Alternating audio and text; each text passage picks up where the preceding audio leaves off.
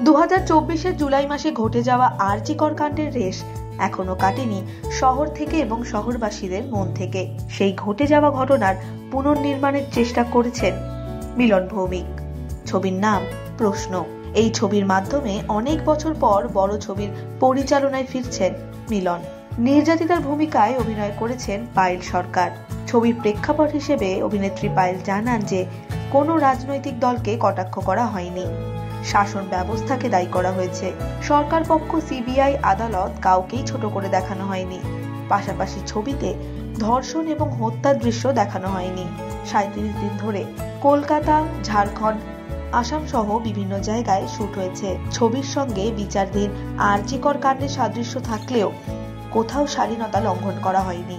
পুরোটাই দেখানো হয়েছে প্রতীকী হিসেবে। 25শে এপ্রিল মুক্তি পেতে চলেছে প্রশ্ন।